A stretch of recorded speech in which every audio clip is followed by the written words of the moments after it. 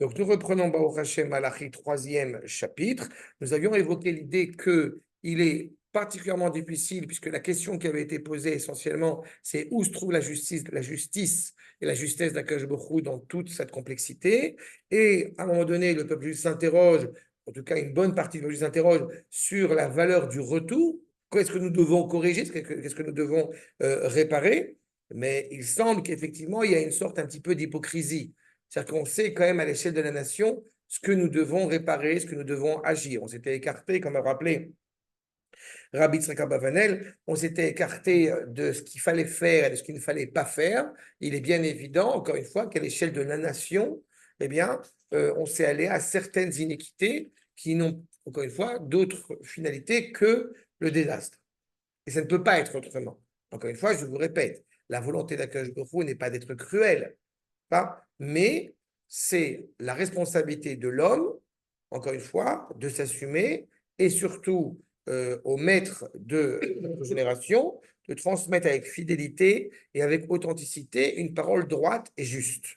C'est un petit peu dans ce contexte-là que nous avions évoqué. Je voudrais prendre avec vous, s'il vous plaît, ce que nous dit le Rav dans Orot HaTshuva, le Rav Kook, sur justement la compréhension de cette notion de Teshuvah au sein de la nation hébraïque, justement au moment de son retour sur sa nation. Vous vous rappelez que Malachi, qui est le dernier prophète, met en valeur la valeur du peuple au moment où il va revenir en Eretz Israël. Vous avez en tête, n'est-ce pas, l'avènement messianique d'un côté, Eliyahu qui arrive de l'autre côté. C'est dans ce contexte-là. On se rappelle que c'est quand même ce chapitre-là en particulier qui est lu justement avant Pessah. C'est Shabbat Agadol, c'est le Shabbat qui annonce la Géoula. Donc on est vraiment inscrit là-dedans. À titre, comment dirais-je, sémantique, vous savez que quand dans la société israélienne, et pas que, on parle de cette notion de Teshuvah, elle est souvent décriée. C'est aussi un problème de fond. On apprend que Teshuvah, c'est une dimension sociologique, qu'on a fixé à une date X, c'était en... Voilà, qu'on a fait Teshuvah, et puis c'est tout, on a terminé. Et c'est faux. Mais le mot prête un tout petit peu trompeur, parce que la plupart des Israéliens qui n'étudient pas, je sais pas, la plupart de ceux qui n'étudient pas, ils pensent que c'est la réponse. Je suis arrivé. Ils pensent que Tchouva, il y a un état en œuvre. D'accord, tout à fait. Et ça, c'est le mot Tchouva. Le mot Tchouva, il est bien pensé, mais c'est la compréhension. C'est la compréhension, d'accord. Parce que en réalité, c'est le son de retour. Voilà. Pose des questions, alors que la Tchouva, elle passe par beaucoup de shélotes. Si tu n'avais pas de questions, tu ne peux pas revenir. Oui. Tu as tout à fait raison. Mais c'est la compréhension qu'on a donnée, malheureusement, encore une fois, comme un certain nombre de mots dans l'hébreu moderne. C'est coutume d'expliquer et de rappeler notamment que, puisque tous les citoyens israéliens sont tous considérés comme étant des citoyens, donc il est impératif, bien évidemment, que Ahmed Tibi soit dans la soukha pendant 7 jours. Non, ça tu as raison. Il y a aussi quelque chose que tu sais dire, c'est qu'il y a beaucoup de gens avec l'équipe à noir. Moi, Tchouva, pas besoin, c'est l'autre. Oui, malheureusement, pas que noir. Ils ne comprennent pas que le Tchouva, c'est tout le monde. Tout le monde. D'accord. Oui. Toute D'abord, c'est moi qui l'ai dit, c'est moi qui ai expliqué cela. Et après moi, il y a le Rambam, le Rav Kook, voilà. Enfin, des gens humbles, quoi. Mais quel... Alors, Akirat Ateva, Shel Kedusha. Regardez ce que nous dit le Rav, que c'est fondamental. Akirat Ateva, Shel Kedusha Tayadut, hi agoremet, l'école bilboulé adeot. C'est fondamental ce que nous dit ici le Rav Kook. On est habitué à cette idée que l'homme est foncièrement, naturellement animé, éveillé par les problèmes. Il aime le mal, il aime ce qui manque, il aime ce qui ne va pas. D'accord? Le Rav nous dit quoi? Enlever, déraciner la nature profonde, animée par la sainteté que prodigue, que prône la tradition juive, eh bien, c'est à cause de cela qu'il y a Bilboulé d'art. On se trompe, on est totalement perdu. Tu parlais de Gemara, je vais le dire, bien évidemment, sans aucune fierté, sans aucune machin, mais bon, quand même. Il y a mon fils qui, j'étais à la, hier, il y a eu une cérémonie parce qu'ils ont fini un traité, ils ont trouvé la Gemara. Et mon fils a reçu aussi donc une théouda, un diplôme, machin et tout, puisqu'il a étudié les dernières semaines qui viennent maintenant, il a étudié plus de 200 pages de Gemara. Donc voilà, et j'exagère pas, il a écrit 200 pages de Gemara, et il a fini traité Babakama, Psachim, machin et tout, et voilà. Qu'est-ce que vous voulez que je demande plus à Kadosh Baruch Hu qu'un fils qui aime ça en plus? Mais quand tu dis ça à certaines personnes, ils te regardent en te disant, mais il n'y a pas que la Torah dans la vie. Mais il y a une sorte de réflexion qui est même frustrante. C'est-à-dire que pour un juif, qui n'est pas que la Torah dans la vie, d'abord, ce n'est pas forcément exact, mais surtout, qui n'est pas que la Torah dans la vie. Mais comment est-ce qu'on est arrivé à transformer ce qui est inhérent à notre identité? Ben, on sait comment c'est arrivé. Il y a l'exil, il y a le monde occidental, il y a l'hérétisme, etc. Mais on est arrivé à transformer une réalité qui devrait être, encore une fois, inhérente à nous, qui est totalement inscrite en nous, et on ne va pas, justement, pas, je vais dire s'enorgueillir, mais on ne va pas s'en émouvoir. Mais il n'y a pas de plus grande émotion que cela. De voir, encore une fois, cette descendance qui est profondément animée, c'est comme j'ai souvent dit, on a tous étudié à l'école française, on connaît tous les fables de La Fontaine par cœur. On sait tous qui est Louis XIV, qui est Napoléon, qui est vous voulez. Pourquoi est-ce qu'il ne serait pas envisageable pour un juif, l'avdil entre l'impureté et la pureté, pourquoi il ne serait pas envisageable pour un juif qui s'assume pleinement d'avoir ces mêmes références, comme je dis, l'avdil, mais des références juives, de faire une blague qui soit animée par le Kodesh. C'est ça qu'il y a à nous dire. Quand on a essayé d'enlever Akira, vous savez, Akira, c'est un mot très fort, c'est déraciner. On veut couper le juif de ce qu'il est. Achav, Vaim Leitrakem, bien évidemment, on ne va pas venir en mode violente. On ne parle pas du communisme, on n'a pas tous été dans un monde communiste stalinien. Vaim Leitrakem, Velimtso, Besvarot, Veigioniot, דבר שצריך למצוא בעצם ההוויה הנפשית בטבע הרוחנית וגם הגופני. On va commencer à parler philosophie. On va commencer à parler de, tu comprends, c'est pas logique, c'est pas cohérent, c'est pas rationnel. Tout à l'heure, à juste titre, Nathalie parlait, quand on parlait des sujets qui n'ont rien à voir, mais on parlait d'humilité. C'est assez dramatique quand quelqu'un vous dit, en réalité, moi, je n'arrive pas à le saisir dans mon esprit. Ben oui, mais ton esprit n'est pas forcément la source la plus absolue, la plus optimale de la connaissance. Il y a peut-être une réalité qui dépasse cet entendement. Mais quand on va arriver à démontrer que physiquement, que spirituellement, que philosophiquement parlant, il y a quelque chose qui ne tourne pas rond dans votre jargon, dans vos simagrées, comme dirait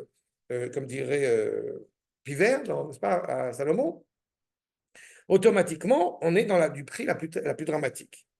Chez la klal kulo, donc à la fois à l'échelle générale, à l'échelle globale, Veshel kol echad Israël bifrat, à la fois à l'échelle de toute la nation, de toute la dimension. Pourquoi est-ce que vous avez cette appellation sémantique? Vous voyez encore un exemple qui est quand même assez significatif de ce qu'on appelle la date civile. En hébreu, on parle de tarikh ezrachi. Donc, c'est la date civile. Mais, donc, je ne suis pas un civil, donc je ne suis pas un ezrach. Il y a quelque chose qui est totalement fou. Vous voyez, le tarikh ezrachi, c'est le 15 Tammuz 5784. Alors, on disait tarikh loazi. Loazi, c'est quoi? Comme son nom l'indique, Lachon Avoda Zara. Rashi, quand il écrit, il traduit en français ce qu'il a son commentaire, il dit Bela'az. C'est quoi l'Az? C'est la Lachon Avoda Zara. Zara, ça veut dire c'est une date qui nous est étrangère. Et nous sommes dans une réalité après 2000 ans d'exil où c'est difficile. Allez vous amuser à dire que vous ne pratiquez pas la date chrétienne, vous êtes un extraterrestre. C'est pas grave, moi je l'assume, mais je suis dans un milieu qui me permet de dire ce que je veux, donc ça va. Mais j'insiste sur ce point, encore une fois, sur cette indication de refuser, de récuser à me couper de mon identité. Et pourtant, le monde entier va m'y encourager. Culturellement, philosophiquement parlant, économiquement parlant.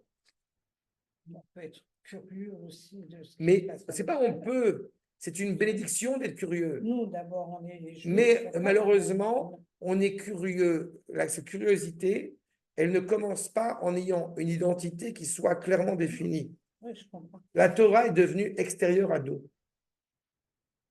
Justement, de la Torah dont on devient curieux. C'est ça le problème, c'est que la Torah, c'est notre identité. On ne devrait pas être curieux de la Torah. Non, mais je comprends. C'est inversé. Bien sûr. Apparat, okay? Et Afarat Brit Izu. On a souillé cette alliance. Malheureusement, on a presque détruit que Dieu présente cette alliance. Aznachat ateva ayaduti bemaase. C'est quoi la mitzvah? C'est le kiddush du vendredi soir, parce que mon père faisait le kiddush. Aznachat ayadut, d'abord, Aznachat ateva ayaduti bemaase. Le judaïsme, comme disait le Rav Yehuda, est devenu un musée. Quand le judaïsme devient un musée, on fait de la paléontologie, on fait de l'archéologie, c'est mort. On est en train, depuis toute une année, grâce à Dieu, on a touché quelques prophètes. Jamais, au grand jamais, vous m'avez entendu parler de Tanakh comme un livre d'histoire. Non, non, on parle aujourd'hui, même demain. Notre rapport est d'abord un acte concret. Un concret en acte avec une vitalité à l'acte.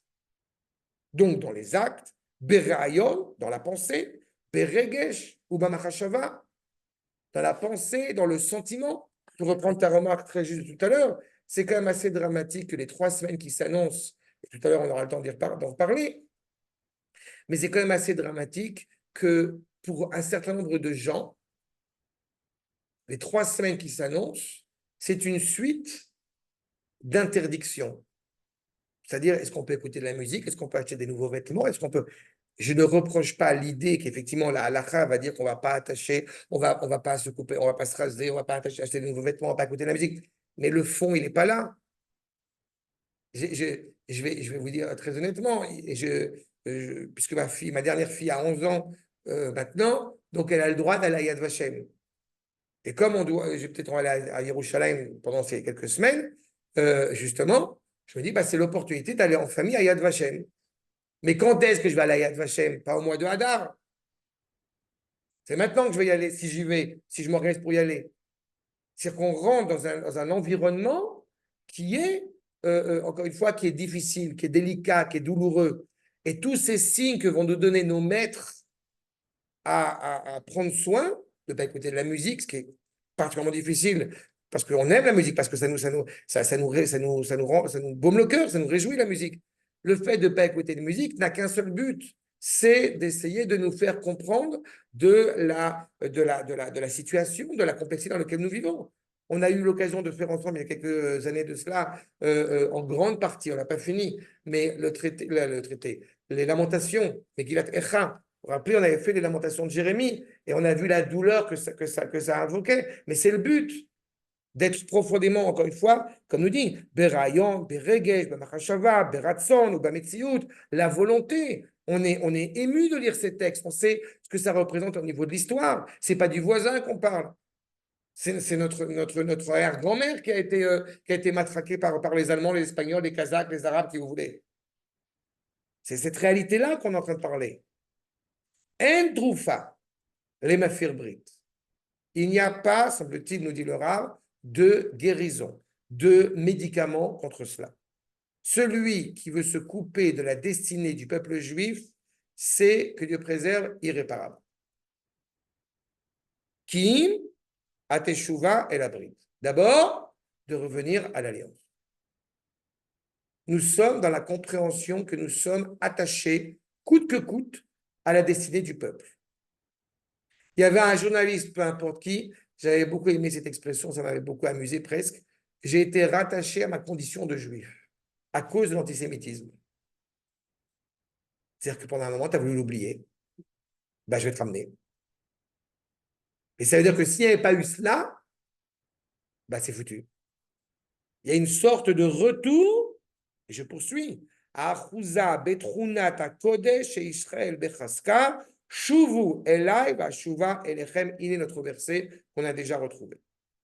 c'est cette capacité à être rattaché à l'expression de sainteté d'Israël. Ça veut dire quoi concrètement? Comme j'ai eu l'opportunité de le dire à plusieurs occasions dans différents endroits, quand on demande qu'est-ce qu'il y a à faire aujourd'hui, réponse, parler, Kodesh, Kodesh, Kodesh. Il n'y a que ça à faire.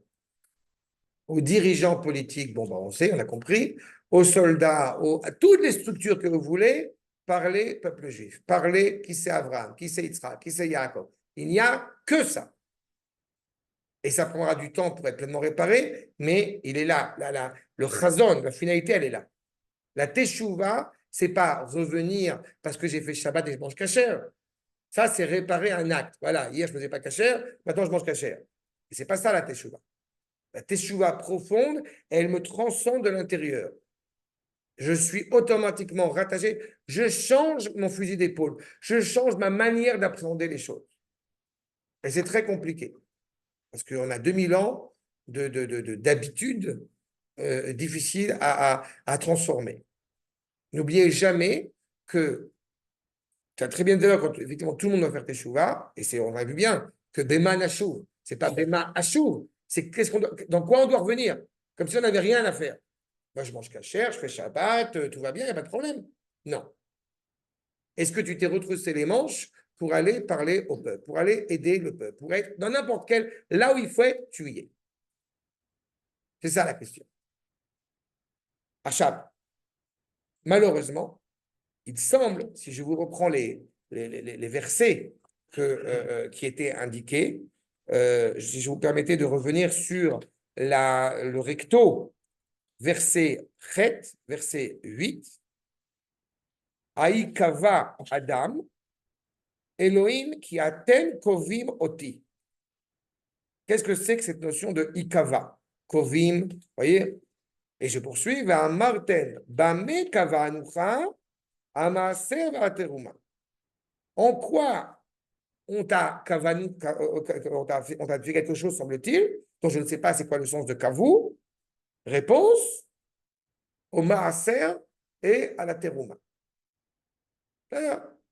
Il semble que vous m'avez fait quelque chose, dit Akadosh Baruch Hu, et c'est Elohim, en plus, c'est sous l'angle d'Akadosh Baruch Hu, en tant que Elohim, en tant que créateur, en tant que réalité naturelle du monde. Vous, je vous le dis maintenant, mais on va voir comment ça se développe, vous me mentez. Vous m'avez menti. On est dans quelque chose qui n'est pas cohérent, qui n'est pas authentique. On a corrigé l'écorce. Mais l'interne n'était pas forcément corrigé. Et alors on s'interroge, mais en quoi t'avons-nous menti? Qu'est-ce qu'on a manqué de jugement? Qu'est-ce qu'on a manqué de cohérence? La réponse, le maaser et la terouma. C'est-à-dire des mitzvot agricoles. Je vais le dire dans mes propres mots un petit peu, même si évidemment la question du maaser et de la terouma est fondamentale, mais pour qu'on comprenne bien la problématique. Le maaser et la terouma, vous savez que la majorité du peuple est agricole, elle est éblouie d'avoir une agriculture florissante. Elle est émue de cela, elle est contente de cela. À qui elle veut partager cette émotion? C'est ce qu'il faudrait. Le problème, qu'est-ce qui se passe quand elle ne le fait pas comme cela? Parce que si je suis riche, c'est grâce à moi quand même. Si j'ai une agriculture florissante, ben c'est parce qu'on a des ingénieurs quand même assez exceptionnels. Hein? Si l'Iran n'a pas réussi à nous matraquer, ben, c'est parce que justement on a des ingénieurs qui travaillent à Raphaël. Seulement, il y a un autre danger. Parce que dans ce cas-là, ça voudrait dire que seuls ceux qui ne sont pas conscients de la parole d'Akadosh Baruch Hu doivent réparer. Attends, j'arrive. Mais c'est grâce à Dieu. J'y arrive, justement. C'est pour ça que j'ai dit. Il y a un autre danger. C'est de dire, c'est grâce à Dieu, donc je ne fais plus rien. Quand des Iraniens ont attaqué, j'ai écrit un message en poste. Merci à Kadosh Baruch Hu d'avoir donné une intelligence à nos ingénieurs. Est-ce que la teshuva, la réparation, en fait... Teshuva, ce n'est pas réparation, c'est là. Teshuva, c'est le retour. C'est très important. Oui. La réparation, c'est la kapara, c'est le tikkun. La teshuva, ce n'est pas une réparation. La teshuva, c'est tu reviens à ce que tu es véritablement. Donc, est-ce que, bon, évidemment, il y a Hachem, mais est-ce que l'autre dans le peuple a un rôle à jouer dans chaque... Est-ce que chaque individu agit sur l'autre pour avoir une certaine forme de cohésion? On a tous un rôle à jouer. Non, mais c'est pas qu'un rôle à jouer comme ça, c'est un rôle à jouer pour l'autre. Pour l'autre. Ça veut dire quoi? C'est-à-dire quoi est-ce qu'on a? D'abord, évidemment qu'on a un rôle à jouer. C'est quoi le rôle pour l'autre?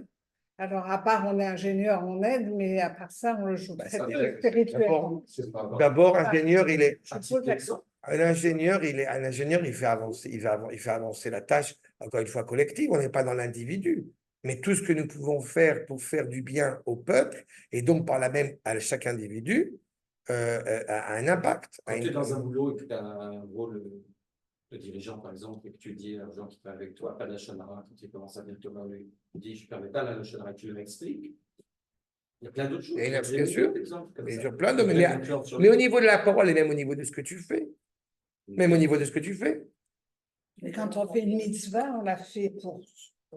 Écoute, je vais être très vulgaire. Franchement, je vais être très vulgaire. J'ai quelqu'un qui m'a dit une fois, qui m'a demandé une fois, mais est-ce que j'ai le temps d'aller au café avec ma femme, etc. Non. Et je lui ai dit, écoute, le dimanche, je fais machin, le lundi, j'enseigne, le mardi, j'enseigne, le mercredi, je suis à Jérusalem, le jeudi, truc. Et pourquoi je suis vulgaire? Dans la mesure où, mais donc, tu ne vas pas au café, tu ne sors pas au restaurant avec ta femme. D'abord, je ne sors pas forcément au restaurant, mais quand est-ce qu'on va sortir? Quand on a du temps. Donc, je pourrais très honnêtement dire, le cours que je fais le lundi, le machin le mardi, etc.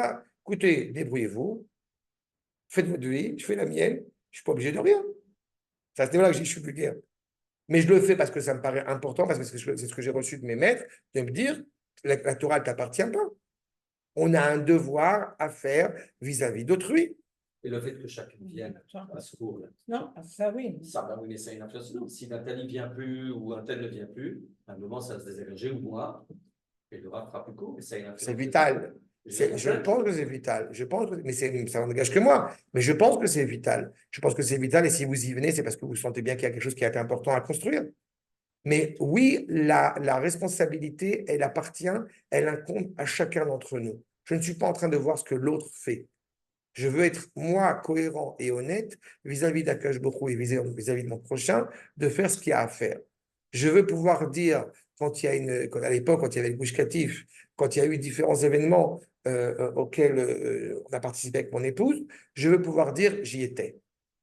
Je ne peux pas me permettre de dire il s'est passé telle chose et je n'y étais pas. Et d'ailleurs, beaucoup d'Israéliens, on l'a souvent évoqué, qui étaient pourtant sortis d'Israël, eh bien, quand la guerre est arrivée, il leur paraissait inconcevable de ne pas être partie prenante, de ne pas être acteur dans cette guerre. Donc, ça montre bien quelque chose qui nous anime de l'intérieur.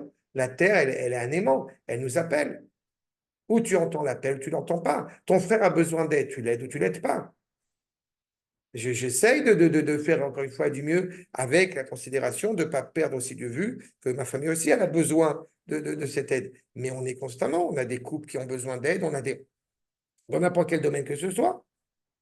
Non, ce qui serait problématique, c'est pour ça que j'ai toujours un peu d'antise à le dire, c'est ce qui est problématique, c'est de venir en disant, vous savez, je fais plein de choses.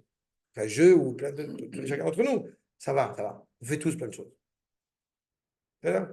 Mais on est tous embarqués là-dedans. Tu n'es pas inquiet, même parce qu'au contraire, par exemple, tu as évoqué le Gush Katif. Là, on est dans une situation où il y aurait pu avoir un mouvement qui dit bon, bah, c'est le bon moment pour récupérer le truc. Il y a quelques voix qui s'élèvent, mais si tu veux, il n'y a aucun mouvement, il n'y a pas. Donc, est-ce qu'on n'est pas en train de reculer, en fait? Parce qu'il y a quand même des protestations quand on a laissé tomber. Mais là, il y a pas de protestation parce qu'on ne fait rien. Oui, mais là, tu te rends compte, il y a une grosse passivité par rapport au fait qu'on est dans une situation où on pourrait le revendiquer carrément légitime, légalement par rapport au goïm. C'est compliqué. C'est compliqué. D'abord, oui, on le revendique. Moi, pour ma part, j'ai fait un cours sur dire dès le début de la guerre, j'ai dit rentrer à la maison, rentrer à Gaza. Donc, je l'ai dit. Yitzhak Avinu est né à Gaza, je l'ai redit. Je pense que le fond, il est ce qu'on est en train de faire maintenant. Donc, Kodesh. Je pense qu'en réalité, le Ham Israël aujourd'hui est beaucoup plus prêt à parler de Gush Katif et de Gaza qu'il ne l'a été il y a encore 10 ans. Ça, c'est évident. Même plus, il à 19 ans. Parce que d'abord, c'est il y a 19 ans.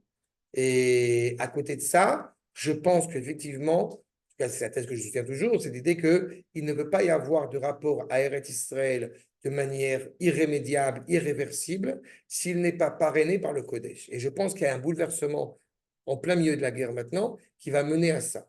Mais je ne pense pas que c'est une question de mouvement. Je pense que c'est une question, encore une fois, du peuple qui est embarqué là-dedans. Et je pense que chacun, encore une fois, on a à faire ce qu'on a à faire. Mais je pourrais te dire un truc, c'est que j'ai dit, parce qu'il voulait créer j'ai vu des publicités, chercher à créer un noyau collectif pour aller à Gaza. Et j'ai dit à ma femme, ça ne t'intéresse pas, viens, on va essayer de participer, peut-être qu'on va créer une maison, on va construire une maison à Gaza. Et ma femme, elle m'a dit, et elle a raison, la vérité, elle a raison. Elle a dit, non, ça y est, on a passé l'âge Moi, elle, dans sa tête, et elle a raison, grâce à Dieu, à nos enfants, ils grandissent, ma fille va partir à Elon Moré, etc. Mais dans sa tête, elle a dit, bon, allez, c'est bien gentil, ça y est, pendant des années, on a été dans la caravane, etc. On va être témoin un peu. Voilà, allez, les enfants, ils vont suivre.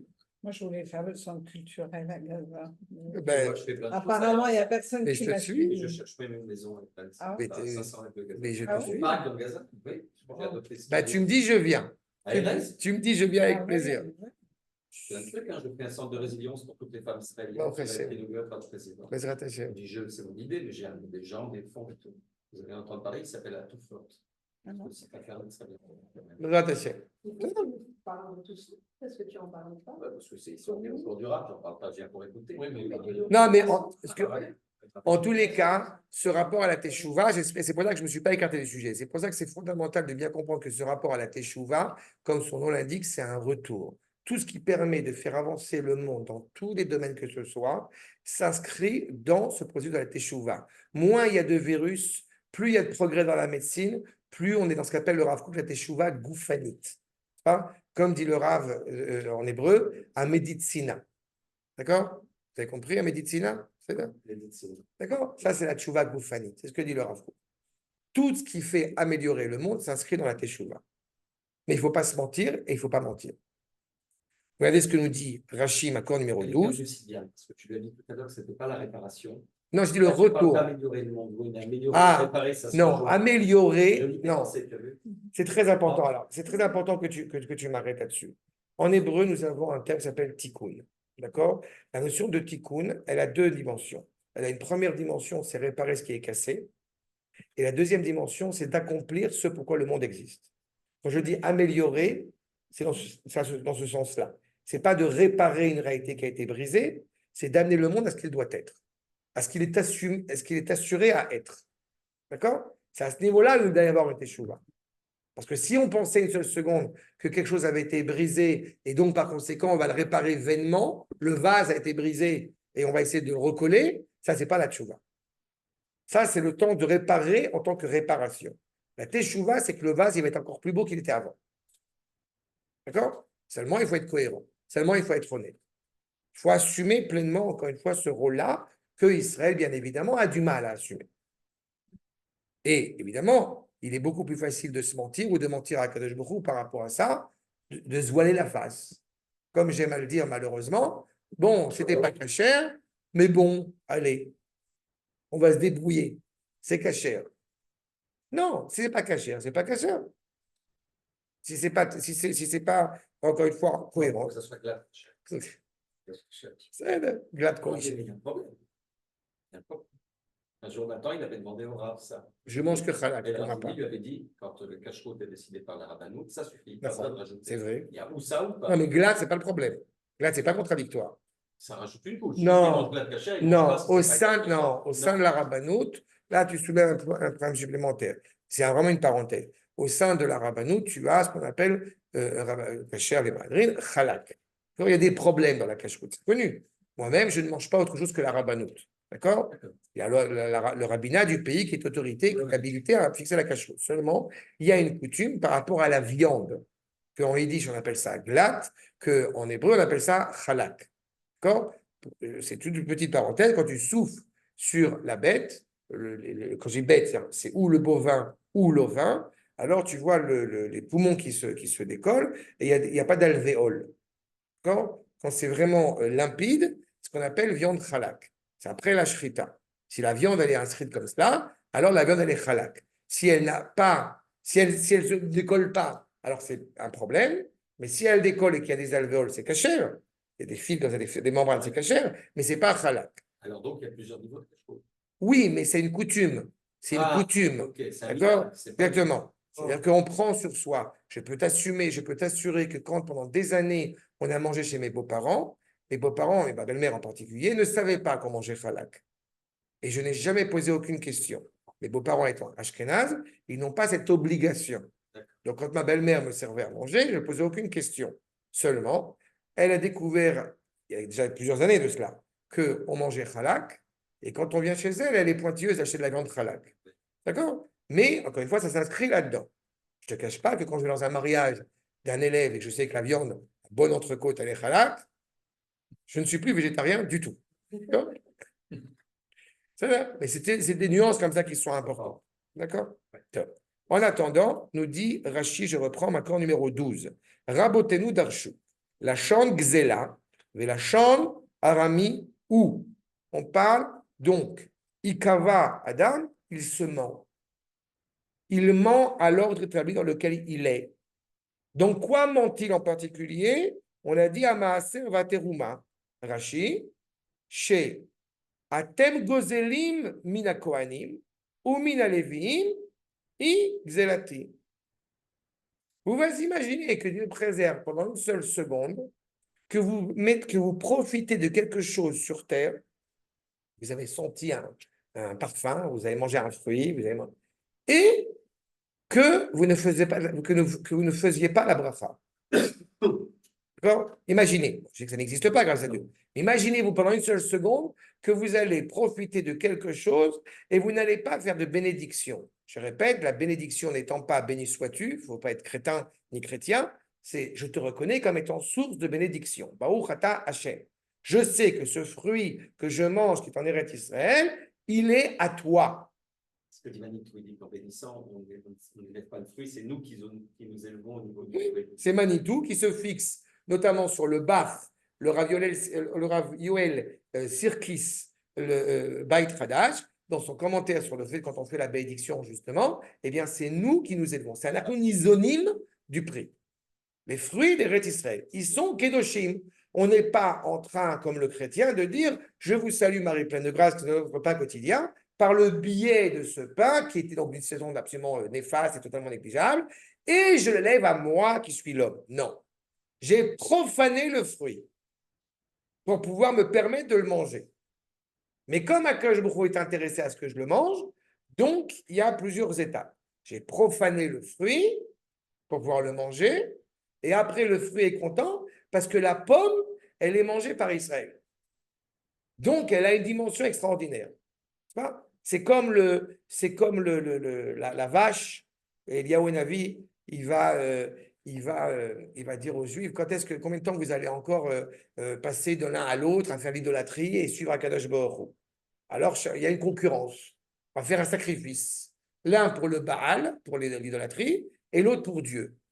D'accord? Et alors, vous avez deux bovins, vous avez deux vaches, l'une va être sacrifiée pour le Baal, et l'autre qui va être sacrifiée pour Akadosh Baruch Hu. Et on voit la tête des deux vaches, le Midrash il raconte. Il y a une vache, elle est toute gaie, elle est super contente. Donc elle rigole et tout, c'est ça. Et l'autre, elle fait la tête de Tchabeb. Elle fait la tête de Tchabeb. Elle est vraiment barouette, elle est triste. Elle fait la tête. Et pourquoi tu fais la tête? Toi, tu as de la chance, tu vas être sacrifié pour Akadosh Baruch Hu. Moi, je vais être sacrifié pour l'idolâtrie. Donc, c'est une catastrophe. Quand une viande, elle est mangée par un Talmid Chacham, il y a une cohésion parce que c'est l'unité de toute la création. Mais quand elle est mangée par quelqu'un qui ne saisit pas cette parole d'Akadosh Baruch Hu, il manque quelque chose. Ce corps, il a de la valeur, c'est pas qu'une échama, mais ce corps d'Israël, il a une valeur extraordinaire. C'est la joie de la ligature des actes.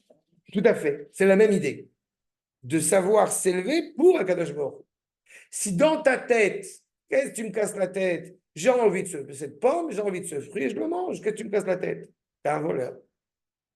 Si tu es capable de voler le Kohen et le Lévi, puisque tu n'auras pas apporté la dîme que tu dois leur apporter, tu as donc un problème moral. cela signifie quelque chose qui est absolument terrible, c'est qu'aller contre la Torah est en réalité pas un problème religieux, mais un problème moral. Hein, le mécréant n'est pas quelqu'un qui a un problème de piété. Le mécréant a un problème moral. Le Ham Haaretz, donc l'ignorant, il est rattaché au fait que justement, il n'est pas pointilleux sur les Trumot ou Maasrot. Donc, il a un problème moral. Qu'est-ce que tu me casses la tête pour le peuple? Il n'y a que moi qui m'intéresse. Très bien, tu vas à l'encontre de cette identité profonde qui t'anime en tant que juif, en tant qu'hébreu. C'est ça. Trumot ou Maasrot. Archav, je poursuis le Malbim. Macor numéro 13. Comment tu pourrais mentir à Dieu? Comment on peut rentrer dans cette réalité-là? Mibli la tête l'eau est à Magialo, sans lui donner ce qui lui revient. Vous comprenez bien évidemment, que quand on apporte la dîme au Kohen et au Lévi, c'est en fait apporter à Kadosh Baruch Hu de reconnaître grâce à qui tu as une agriculture, une économie florissante. Vemeacher Tomar, Bema Kavanucha. En disant justement, mais en quoi on t'a menti? Allô? Tout appartient à Kadosh Baruch Hu. Vous savez, on peut reprocher beaucoup de choses au Premier ministre actuel, j'entends à chaque fois des remarques, mais il y a un détail parmi les nombreux détails qui m'ont quand même marqué, c'est quand vous aviez une journaliste qui a dit comment vous allez sauver, comment vous allez trouver la solution au Covid. Et le Premier ministre, M. Netanyahu, a dit Bezrat Hashem. Et l'autre, elle n'a pas arrêté de dire oui, enfin, Bezrat au Machon au Rehovot. Au Machon Weizmann à Rehovot. Ouais. Écoute, le peu que je me connaisse, je connais comme tout le monde, hein, ça peut être très électoraliste. Hein. C'est pas grave. Non, mais d'abord, c'était pas au moment des élections. Mais c'est pas grave. Arrête, on s'en fout. Non, moi je m'en fous pas. Non, je suis Parce pas que d'accord. quand quelqu'un dit ça de façon électoraliste, il trahit ce Bezrat Hashem. Le Bezrat Hashem, il doit venir du cœur. C'est pas grave. Ne cherche pas l'intention de la mitzvah. Quelqu'un qui le dit, ça a déjà une valeur. Et en plus, des pas. Non, mais ça n'a rien à voir. Ça n'a rien à voir. Je ne rentre pas là-dedans, Bichlal. Encore une fois, je répète, c'est le Premier ministre. Je ne veux pas rentrer dans. Tu me fais rentrer dans cette tension politique. D'accord? Ça, c'est voilà que je te dis. Le Premier ministre qui dit Bezrat Hashem, c'est louable. En l'occurrence, il n'était pas électeur électoral. Mais il est petit-fils d'eux, et avec tout ce que ça implique d'ailleurs. Mais bon, peu importe. Mais le Premier ministre, en tant que dirigeant politique, il ose dire Bezrat Hashem, mais il faut être en extase devant une réalité pareille. Tu vois, c'est ça qui est dangereux. On ne peut pas chercher à chaque fois, oui, mais pourquoi il a dit ça? Je m'en fous pourquoi il a dit ça. Le fait qu'un député en Israël, il ait dit Bezrat Hashem, je regarde, c'est ça le Aïn Tova. Je vois avec un bon œil ce qui a été dit. Le fait, encore une fois, que Bibi, est-ce qu'il met des tefilines tous les matins ou non, c'est pas le problème, je m'en fous maintenant. Je ne suis pas regardé là-dessus. Barouk, c'est la politique. On est dans la politique, on n'est pas on n'est pas au Beth Midrash. Mais je suis ému de voir qu'un Premier ministre n'a pas peur de dire Bezrat Hashem, n'a pas honte de dire Bezrat Hashem. Mais c'est heureusement, et pendant 2000 ans, c'est pas heureusement. Pendant 2000 ans, tu n'aurais pas entendu une phrase pareille. Donc, il y a quelque chose de notable, d'important là-dedans. Et encore une fois, le Bezrat Hashem ne veut pas dire qu'il ne va pas aller parler avec Feisner et avec tout ce qu'il faut, mais d'être capable de l'assumer, de le dire, et qu'il est raillé par la journaliste, qui s'est fait d'ailleurs ridiculiser par la suite à cause de cela, eh bien, tant mieux. Il y a une phrase, il y a une valeur, encore une fois. Trouma, n'oubliez pas que Terouma, c'est pour ça qu'il va sur ces deuils bienveillants. Trouma, ça vient de l'eitromème. On s'élève. En donnant la trouma, tu t'élèves. Tu n'es pas en train d'élever le fruit. Tu es en train de t'élever toi, en étant conscient, encore une fois, en n'étant pas ingrat à l'égard de celui qui, encore une fois, te prodigue ce bien.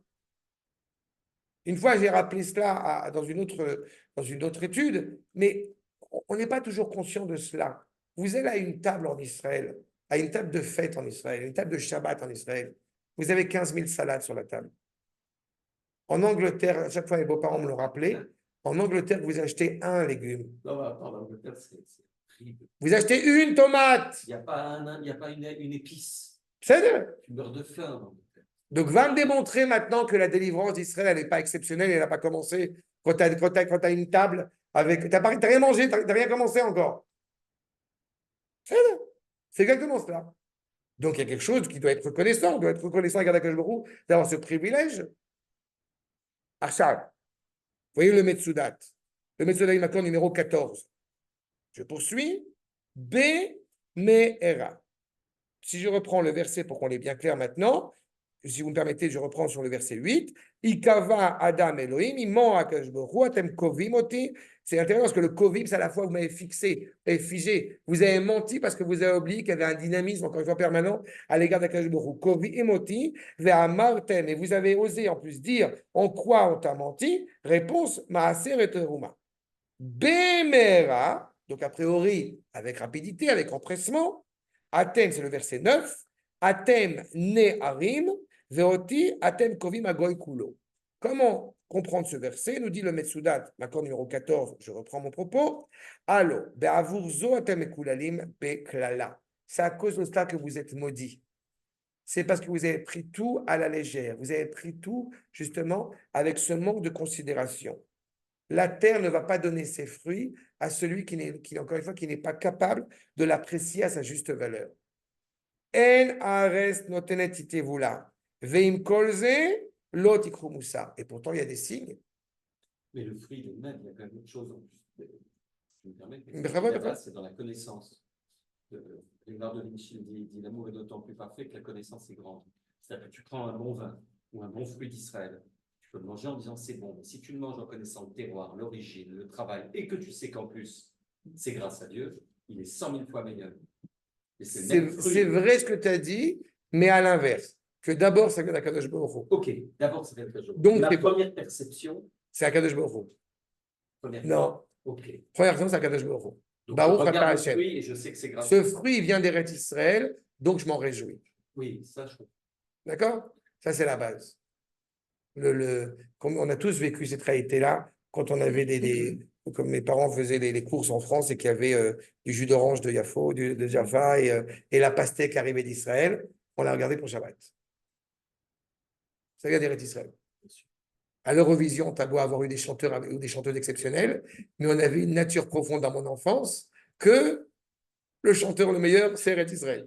Même quand il était chanteur, chanteuse ou sans conviction. Bon, encore une fois, je suis d'accord avec vous, c'est totalement abject, c'est totalement, voilà, c'est totalement subjectif, totalement truc, mais à ce rapport-là. Mais évidemment que Dieu préserve l'Avdil, quand on parle de ces fruits en Eretz Israël, on est heureux. J'avais posé la question, je me rappelle de cela, il y a des années, quand on avait habité au kibbutz d'Eliaou, et il y avait besoin d'aide pour planter les tomates et les carottes, etc. Et j'étais tellement ému en plantant la tomate en Eretz Israël, kibbutz d'Eliaou, j'ai dit, Birkat Shechianu, fais Shechianu. Après, j'ai appelé le Rav, j'ai dit peut-être j'ai pas fait, peut-être j'ai fait une bénédiction en vain. Et le Rav il m'a dit, qu'est-ce que tu as senti quand tu as fait là, quand t'as planté la tomate? J'ai dit, mais c'était super content, super ému, planter une tomate en Eretz Israël. Le Rav il m'a dit, eh ben, tu as bien fait de faire Shechianu, c'est qu'il faut faire. D'accord? Exactement. On a tendance parfois à perdre cette dimension naturelle.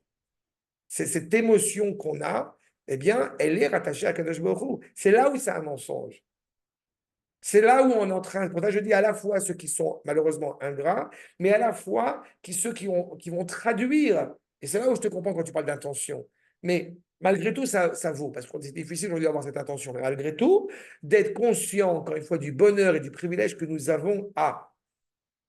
C'est très simple. Si je devais faire un rapprochement, remercier Akadosh Baruch Hu d'être en pleine nuit, en pleine soirée, en début de soirée, en train de parler avec un proche dans la rue, tranquillement, en temps de guerre. Pas mal quand même. Ben ça, il faut savoir l'apprécier. Ça, il faut savoir en être conscient. Et c'est cela où, malheureusement, semble-t-il, à cause de cela, quand on ne le comprend pas, première étape, il y a un problème économique. La terre ne donne pas ses fruits. Pose-toi la question. Pourquoi, quand il n'y a pas la pluie en France, tu t'interroges? Non, mais parce que la considération n'est pas la même. Quand il n'y a pas de pluie en Eretz Israël, on doit s'interroger. Quelle est la problématique morale? S'il n'y a pas de fruits en Eretz Israël, c'est qu'il n'y a pas de pluie. Un ami avait fait une statistique il y a des années de cela. Vous savez que depuis les accords d'Oslo, il y avait moins de précipitations en Eretz Israël. C'est simple. C'est vérifiable. À partir du moment où le peuple juif montre une certaine retenue, un certain dédain à l'égard d'Eretz Israël, donc à l'égard d'Akadosh Baruch Hu, puisque les deux vont de pair, bien évidemment, eh bien, automatiquement, il y a des réactions, il y a des répercussions. J'ai encore raconté, puisqu'on rentre dans les 3 semaines, j'ai encore raconté récemment une anecdote que j'ai dû vous raconter 15 milliards de fois. Que mon fils, quand il avait 4-5 ans, et qu'il voit quelqu'un en train de jeter un papier dans la rue, et qu'il dit il est goy.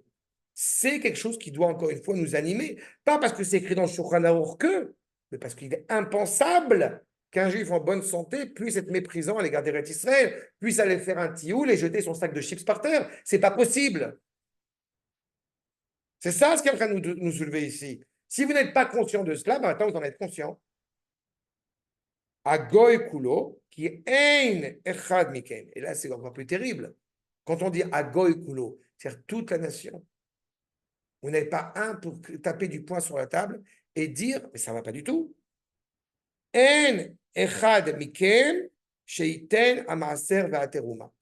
Il y a une situation de profanation du nom d'Akadosh Baruch Hu, du profanation de sa terre, et il n'y a pas quelqu'un pour taper du poing sur la table et dire c'est impensable, c'est impossible. Et en cela, on ne pourrait pas, pour reprendre ta remarque de tout à l'heure, on ne pourrait pas se dire non mais c'est pas mon problème, qu'est-ce que je peux faire moi? C'est lui, c'est pas moi. Non, nous sommes tous responsables. Nous avons tous, encore une fois, cette responsabilité d'agir concrètement. Comme j'aime à le soulever, les râleurs de salon à la française sont insupportables. Insupportables. Vous avez des problèmes, souviens de vous retrousser les manches, on y va. Qu'est-ce qu'on fait? C'est une éducation profondément hébraïque. Pourquoi j'ai dit râleur de salon à la française? C'est ce on est souvent parlé tout à l'heure, sur l'assistanat à la française. Israël, c'est exactement l'inverse. Qu'est-ce qu'on fait? Qu'est-ce que je fais? Nous dit le Hachir HaKadosh, okay. Vous voyez, Kavatem, je reprends, Gazaltem Yaraoui, la tête, Maaser, Velon Atatem. Vous avez alors, encore une fois, pourquoi j'ai rajouté ce commentaire du accord numéro 15 du Hachir HaKadosh? Parce que là, encore une fois, il n'y a aucune volonté d'être cruel à l'égard de la créature. Vous donnez ce que vous pouvez donner en fonction de ce que vous êtes capable de donner. Mais vous avez la possibilité de donner, vous ne donnez pas. Vous êtes conscient, entre parenthèses, que les dernières années de la Shemitah, eh bien, étant donné que ce que la Torah avait indiqué, qu'on était en mesure de pouvoir assumer la Shemitah, il y avait un excédent d'agriculture. Qu'est-ce qu'on a fait avec cette récolte? On l'a jetée. D'accord? On avait la possibilité d'honorer la Shemitah comme il faut. La question de la Shemitah, c'est un sujet à part entière. Il est évident que c'est très compliqué quand on fait du commerce extérieur pendant 6 ans, qu'on vend des oranges en France pendant 6 ans, et que la 7e année, on leur dit non, on ne vous vend pas cette année. Ils ne vont pas attendre pendant 1 an, les Français. Non, non, tu ne peux pas. Moi, Si tu vendu suis mon la vin Shemitah. une année de Shemitah, Non, mais le c'est brave de Dalton, oui, mais il a c'est mis pas sur une étiquette. Ah, c'était un Mechira. Oui. Ah, c'est pas Shemitah. Non, c'était une année de Shemitah. Oui, mais non. C'est l'année de Shemitah. Oui. Les fruits sont animés d'une sainteté supérieure. Okay. Donc, tu n'as pas le droit de les faire sortir d'Israël. Ah non, c'est Israël.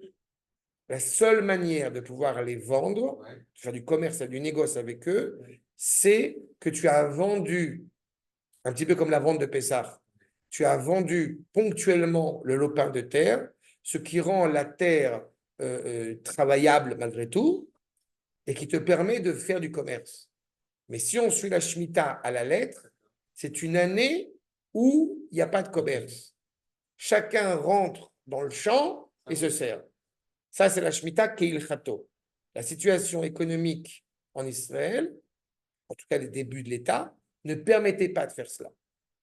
Parce que c'est compliqué, les agriculteurs sont à peine en train de se développer. Aujourd'hui, il y a aussi des problèmes d'agriculture. Mais c'était ça le but. Mais comme Akash Baruch Hu est intéressé à ce qu'on pouvoir, le Shabbat de la terre comme le Shabbat de l'homme, comme Akash Baruch Hu est intéressé à ce que nous puissions profiter pleinement du Shabbat de la terre, que la terre ne peut pas garder son Shabbat tant que le peuple juif n'est pas chez lui, donc elle a assuré l'idée que vous aurez un surplus de récolte pendant 3 ans, 6e, 7e et 8e année, pour que vous puissiez aussi assumer ce qui va se passer après, à retrouver le travail de la terre. Donc, on a depuis quelques années maintenant, à chaque année de Shemitah, un surplus de récolte. Donc, on pourrait tout à fait assumer la Shemitah comme il se doit. Seulement, étant donné que nous vivons beaucoup sur l'exportation, donc ça pose problème. Parce qu'on ne peut pas exporter ces fruits animés par la sainteté en année de Shemitah. C'est clair ce que je dis? Il y a une sainteté supérieure.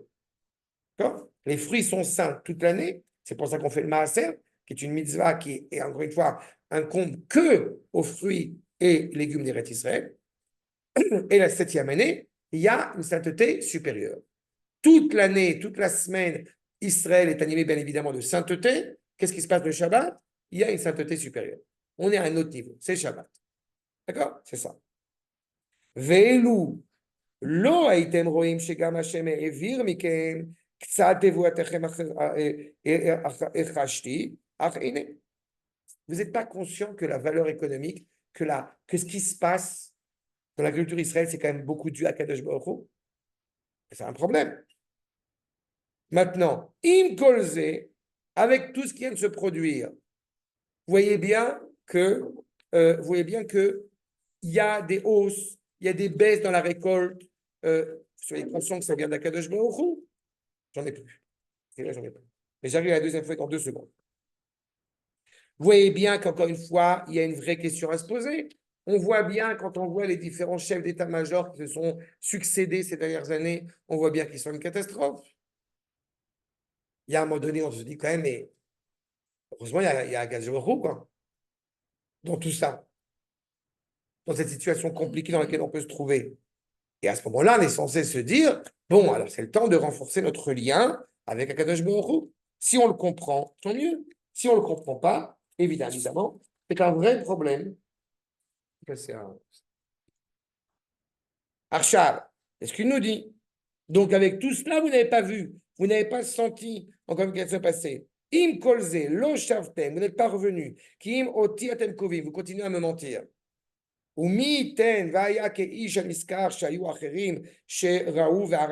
Qui pourrait, encore une fois, être suffisamment capable de scruter ce mal, de scruter ce manquement à l'appel, scruter ce manque de retour.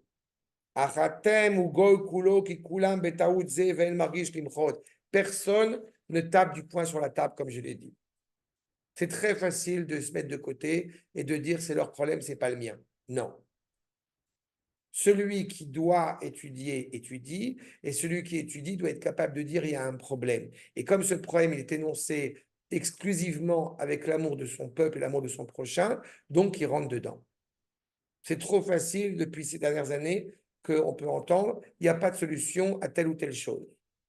Je vois dans le travail que je fais maintenant Baruch Hashem, avec les Chayalim, les soldats, c'est tellement facile, ce serait tellement plus simple, entre guillemets, de leur dire prenez un billet d'avion, partez. Ça serait plus facile.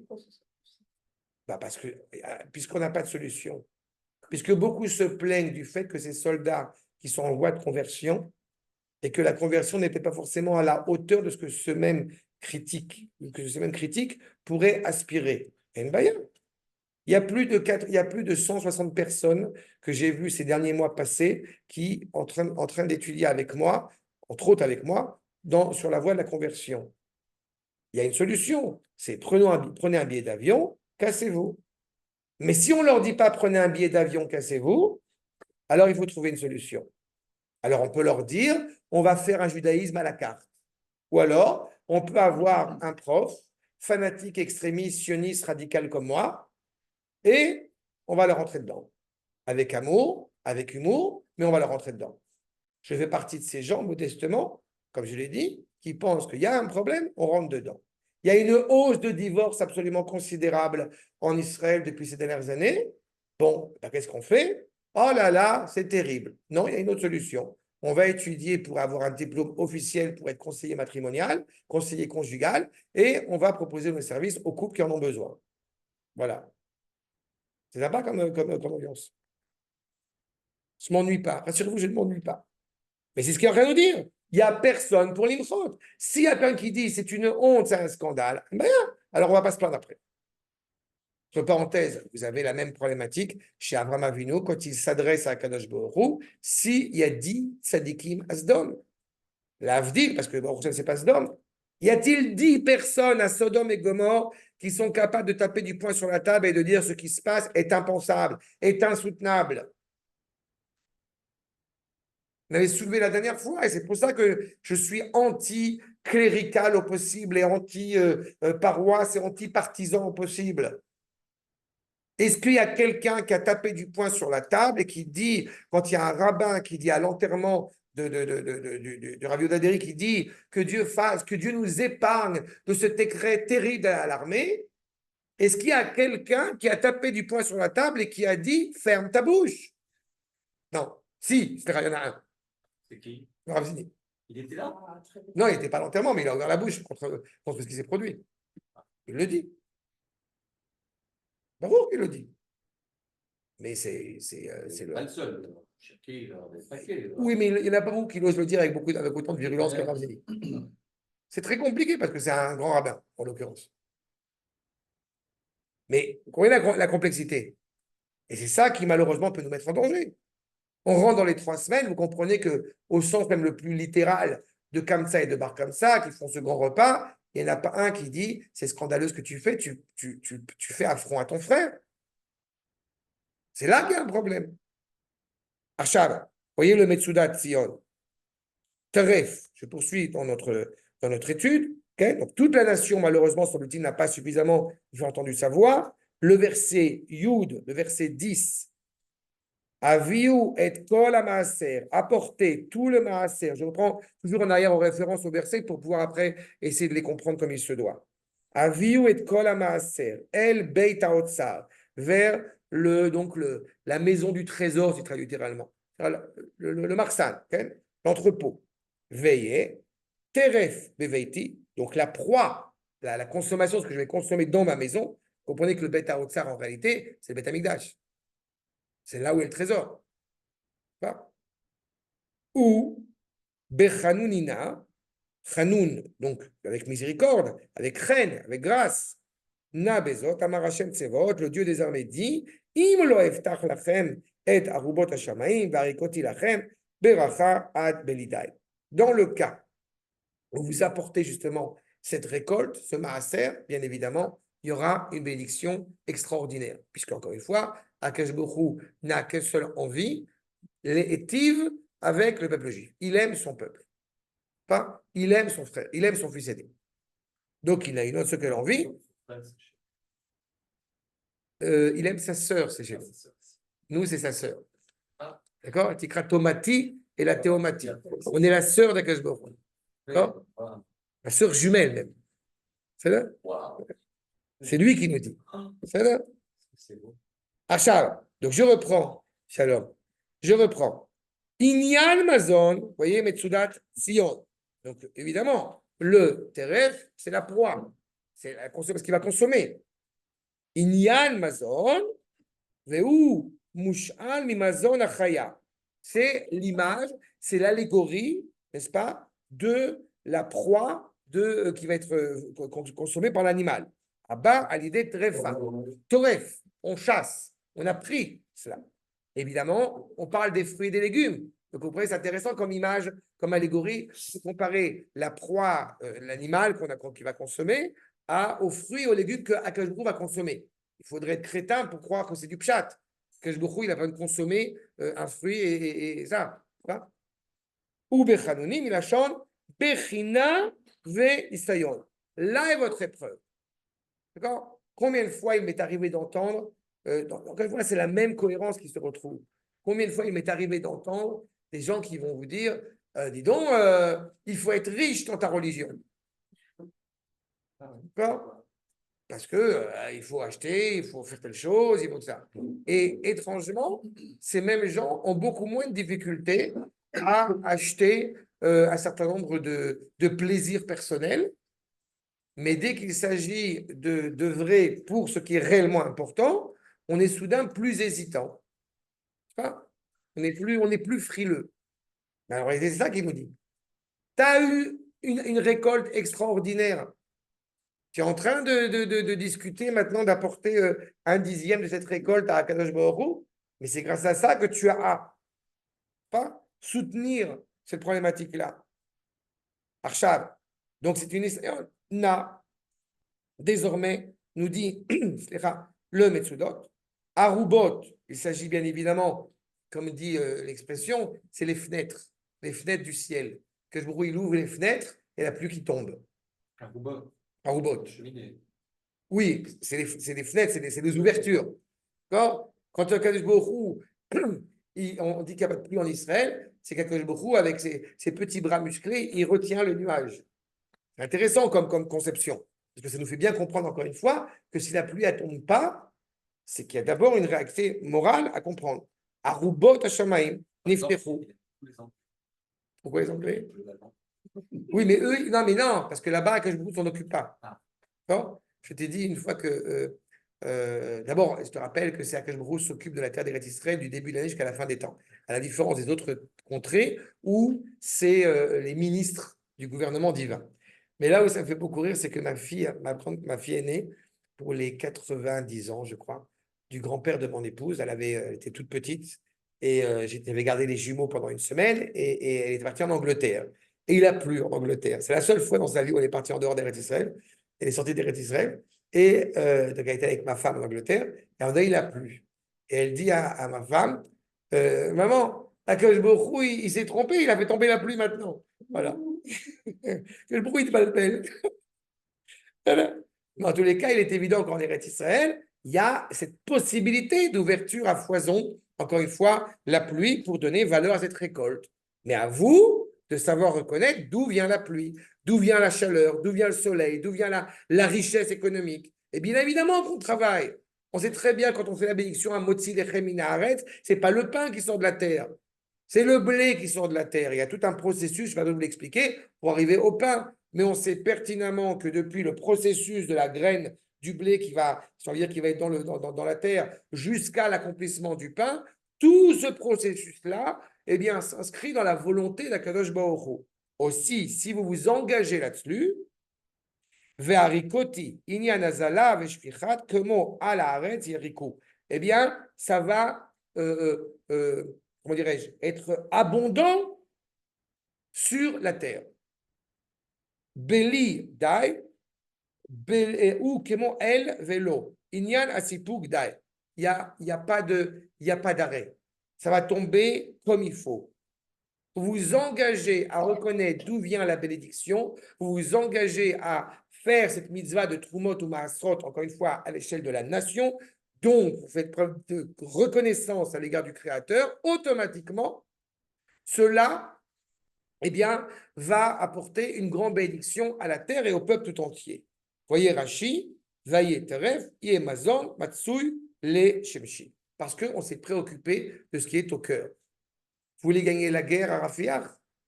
C'est la question qu'encore une fois on pourrait se demander. Comment peut-on gagner la guerre à Rafiach?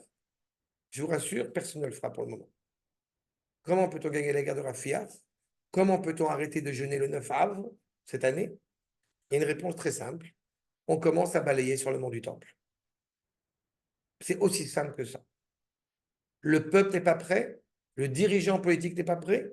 Très bien, on va continuer. Je vous aurais dit, je le dis là, c'est enregistré, c'est machin. Qu'est-ce qu'on peut faire? On peut rester de nouveau les bras croisés, ou alors on dit, au moins on l'a dit. Au moins on a essayé de faire avancer les choses du mieux qu'on peut. Mais c'est fondamental. Et on ne comprend pas cela. Pour reprendre le propos de tout à l'heure, il y a un rave que je connais qui s'appelle Rav Michael Foy qui est monté sur le Harabait avec les tefilines il y a quelques mois de cela. Évidemment, il a été écarté, bon, le truc.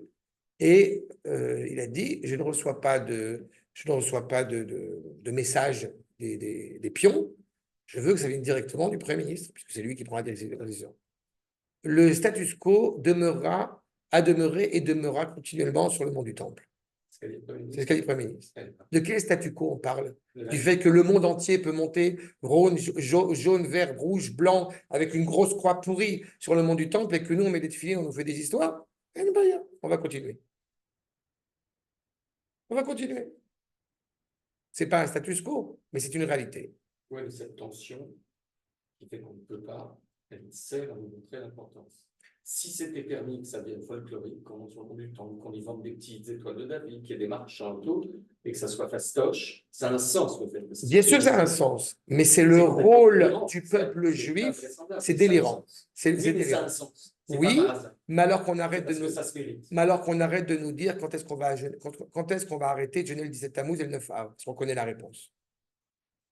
Vous voulez arrêter de jeûner, on connaît la réponse. C'est tout. Alors on peut se dire, on ne fait rien, on attend de son côté, on attend de côté, c'est pas la solution. On te le dit lui-même, on te le dit expressément ici.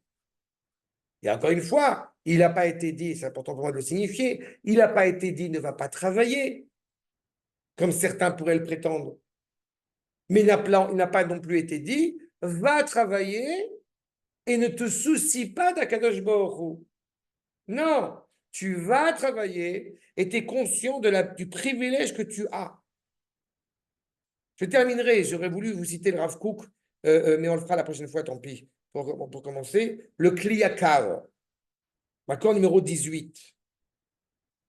Yushpa lahem ribouy tevoa. Vous aurez une récolte abondante, arbe yoter mikedei, atzorer, même plus que vous ayez besoin. Veimken, vadai lo yochlu lomar dei. Et on n'aurait pas envie de dire stop, ça suffit. On est dans l'abondance. Kilachon dai, sheyach lomar, sheyesh lahem dai mersora. Quand on n'a plus besoin de plus. Un peu comme la manne dans le désert. C'est abondant et pourtant on arrive toujours à avoir exactement ce qu'on a besoin, juste ce qu'on veut. Il y a un enseignement que j'avais entendu une fois qui m'a beaucoup plu, quand on demande à Rosh Hashanah la Parnassa. Les gens ils croient qu'on demande la Parnassa à Rosh Hashanah pour cette année toucher $1 million. C'est pas vrai. La Parnassa qu'on demande à Rosh Hashanah, c'est à que je vous fais en sorte que tout ce que je vais recevoir cette année soit suffisant pour tout ce que j'ai besoin d'eux. D'accord? Payer l'école des enfants, payer la mashkanta.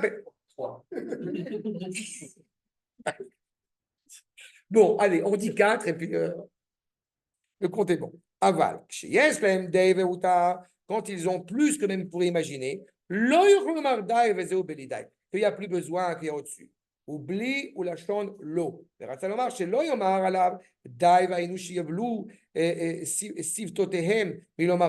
On peut plus, on va dire. Ah non, on ne peut plus. Non, on est heureux de recevoir parce qu'on est reconnaissant vis-à-vis de Kadosh Baruch Hu. Donne un petit peu à Kadosh Baruch Hu, montre à quel point tu es rattaché à Kadosh Baruch Hu, pas les tomates pourries qui restent comme a fait Caïn. Non, tu t'investis pleinement. La bouche, elle ne pourrait pas dire cela. Aval, otoribouy mouflag, amar kefel, Kadosh Baruch Hu va t'enrichir encore plus. Ne t'inquiète pas de cela. Regardez là, juste au moins les 2 premières lignes, et on reprendra les enseignements de Rav Kook la prochaine fois. Lomar, im, osher, titen maaser, eser titen maaser, ce 1/10, cette dîme qu'on va donner, mimea, az tiske, alors tu vas avoir le privilège que l'année prochaine, les shana haba, ta'asher, et kol tevoa zeracha. Tu as donné ce qu'il fallait cette année, tu vas toucher encore plus l'année prochaine. Parce qu'encore une fois, tu as montré ce lien qui te rattache à Eretz Israël. Tu as montré à travers cette mitzvah agricole, encore une fois, une amélioration morale. Et pas à titre personnel. Comprenez que c'est très important cette nuance aussi. Combien de fois j'ai pu me confronter avec des gens, des réalités qui depuis 6 mois maintenant sont très reconnaissants à l'égard des soldats. Ce qui est bien. Mais jamais on va entendre dans leur synagogue une bénédiction sur le pays, sur l'État. Et c'est un scandale. Pourquoi tu bénis les soldats? Parce qu'on voit qu'ils se battent. Parce qu'on a intérêt à ce qu'ils se battent vu qu'on est en sécurité chez nous. Donc c'est totalement intéressé au niveau à titre personnel. Qu'est-ce qu'on fait pour les soldats si ce n'est pas les renforcer, si ce n'est pas leur dire allez-y, rentrez dedans? Je m'efforce d'enregistrer des audios pour les soldats en hébreu et en français depuis le début de la guerre. J'avais arrêté, j'ai repris. Et pourquoi j'ai repris? Parce qu'ils m'ont dit que ça allait renforcer. Donc je le fais. Et dans les messages que j'envoie, vaut mieux pas que le, ils m'ont dit, vaut mieux pas que le Shabbat entende ce que j'écris, ce que j'enregistre. Mais j'y vais parce que c'est ce qu'ils doivent entendre. C'est des paroles de Emouna, c'est des paroles de rentrer dedans. Et pas parce que j'ai un intérêt, mais parce que nous avons devant les yeux, encore une fois, la délivrance du peuple juif qui est en marche. Plus tu vas être reconnaissant moralement à l'égard de la terre d'Israël, plus Akadosh Baruch Hu va te le rendre. Pourquoi? Parce que je le vaux bien. D'accord? D'accord? Tov, Adkan pour les propos du Kliakar. Nous terminerons Bezrat Hashem ce chapitre, ces paroles, la semaine prochaine.